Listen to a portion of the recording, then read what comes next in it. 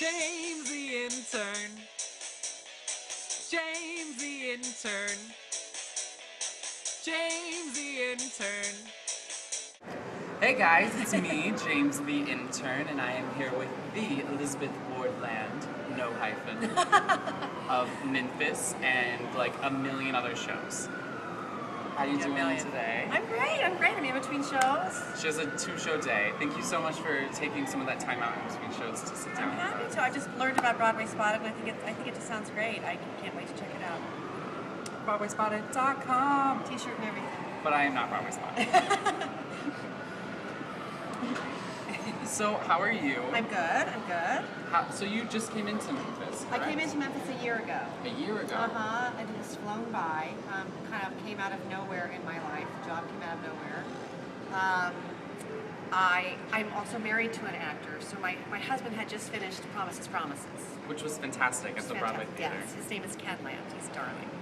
And so his show closed on Sunday. I had an audition for Memphis on Wednesday, and I got it, and I started the next Tuesday. Whoa. So Broadway magic. we had just bought a house about 6 months before, so we couldn't have been happier to continue the whole having a paycheck. I'm sure. Yeah. Well, when you're a double artist household, it kind of doesn't matter where it comes from as long as somebody's working. As long as someone's getting a paycheck. That's amazing. And Memphis was a great surprise to me. I had seen the show in previews, but I kind of didn't remember it. Kind of didn't think there would be anything for me in it. And when I got the job and when I saw the show, I was blown away. I thought the show had so much to say. It has so much heart. And so it much says it in such a fun, positive way. And also I think it really depicts that time. What I'm always struck with is how long ago it seems, but how it really wasn't that long ago. I mean, certainly my parents were in college during that time. They were these exact age that these characters were, and just how far we've come. Yeah, it's definitely a slice of like a time period of American culture, which is kind of fantastic for Broadway to be able to bring that to a younger generation as well. Oh yeah, especially I mean, if you think of that in this day and age that the day we're portraying, that they couldn't even listen to each other's music. I mean, I can't imagine. You know, I was a girl singing Whitney Houston songs in my living room. I mean, a voice that we all wanted to be. And I can't imagine not being able to. That wouldn't be okay. Not being able to, but not even wanting to. Right. Which is so bizarre that was only really like 60 years ago. Yeah. So I'm very proud to be in Memphis. It's a wonderful company. It's been wonderful to be home and have a nice job. I have like a lot of people who are long lives in the business. I've spent a lot of time out of town. And it's nice to be in New York City. In New York and to be home and to go to work.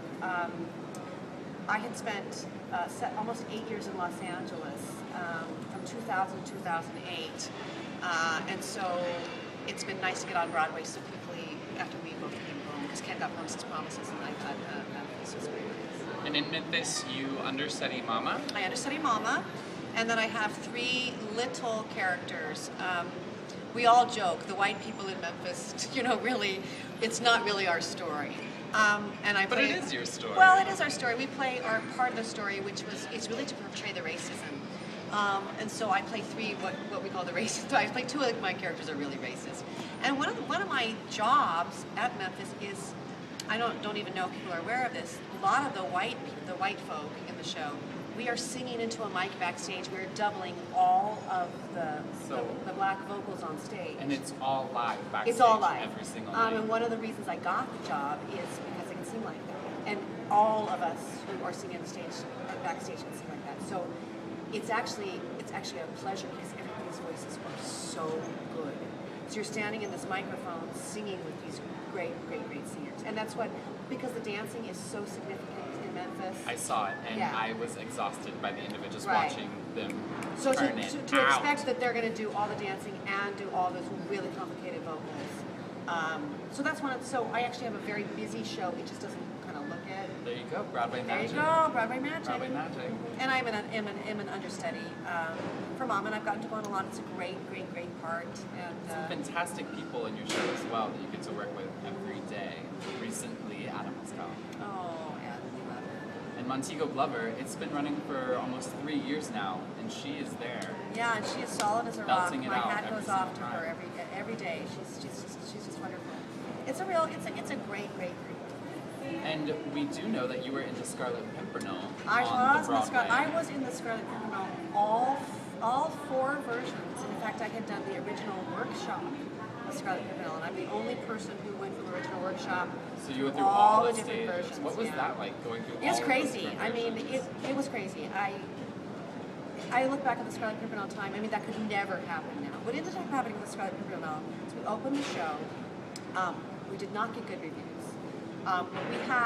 This was the beginning of the whole internet craze, when the internet was really starting to take off, and we had this crazy fan group, the Pimpies, and some big money people, especially the people at Madison Square Gardens, who really liked the show. They ended up buying the show, recasting some of it, putting in a new director, and we redid the show a year into opening, and opened a new version that was completely different. Which is almost... I've actually never heard of it. I've never heard of it since. After opening, you and then redid it the gets entire better. show. Then that show ran for about 8 months. Then that show closed.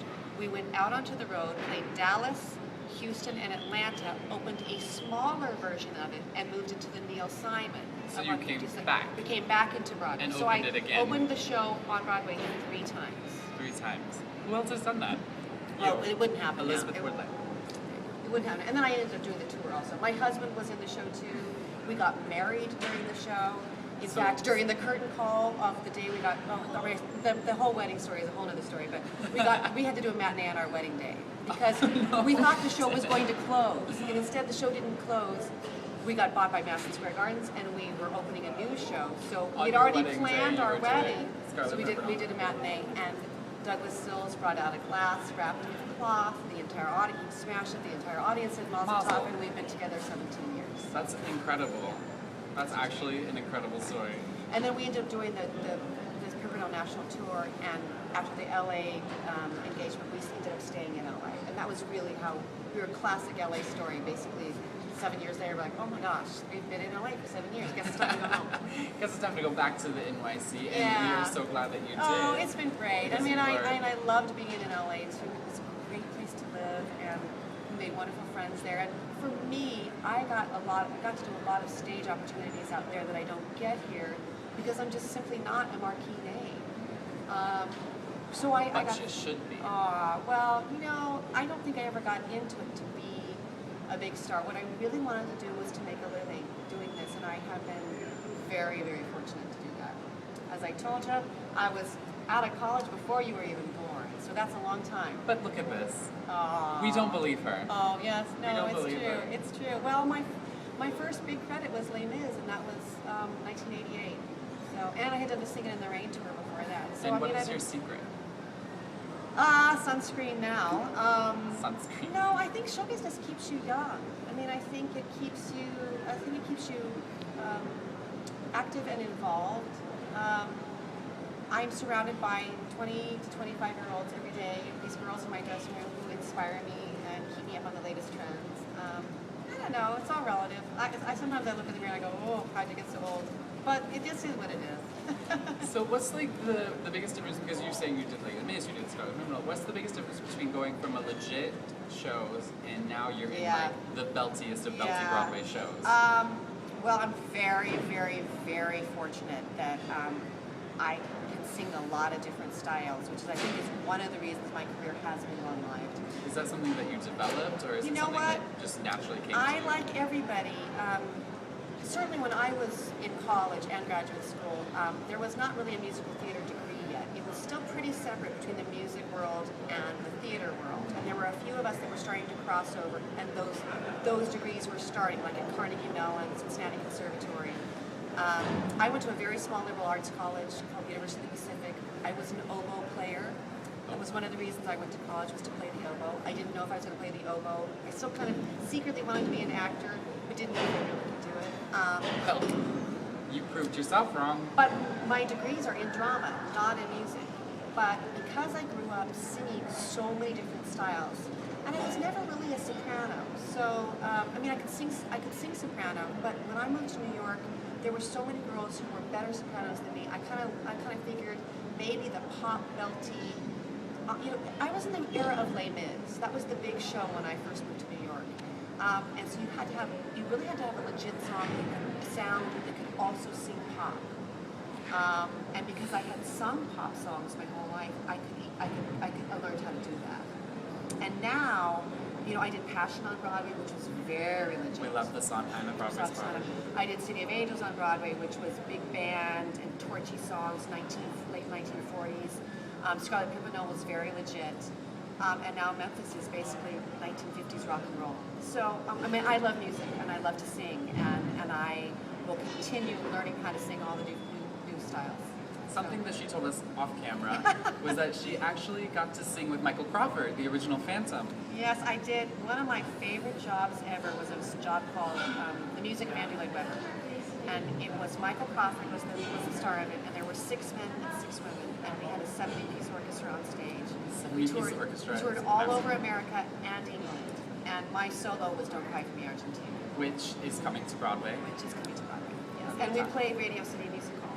So I got to sing Don't Cry For Me, Argentina at Radio City Music Hall and the Royal Albert Hall in London. Which is insanity. Yeah. It was an amazing cast, and he was wonderful. It was I will look back at him as one of the great jobs of my life. Do you have a favorite Broadway show or like a Broadway moment that you've had throughout your illustrious career?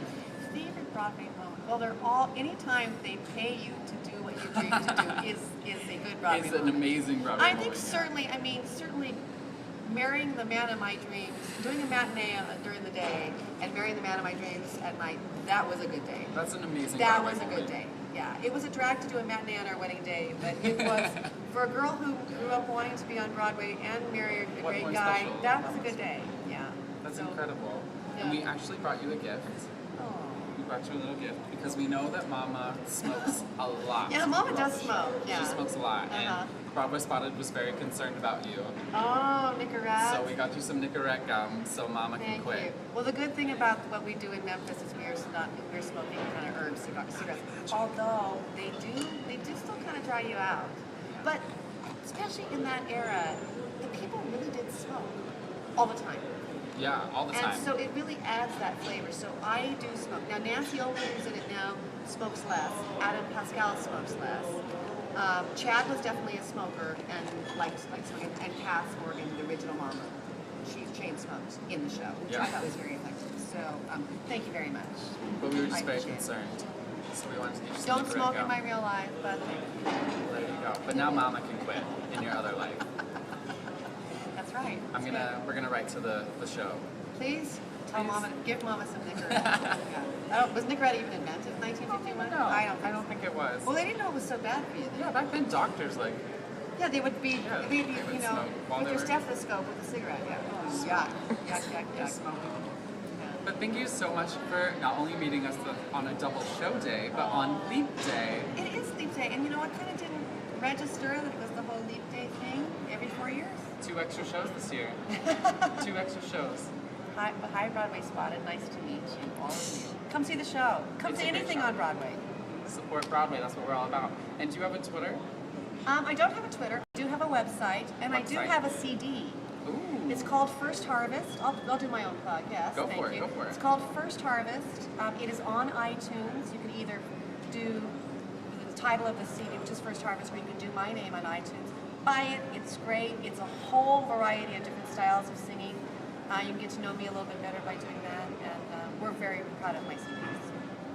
And or visit my website. Tell me what you think if you listen to it. Yeah, we'll link both of those items Great.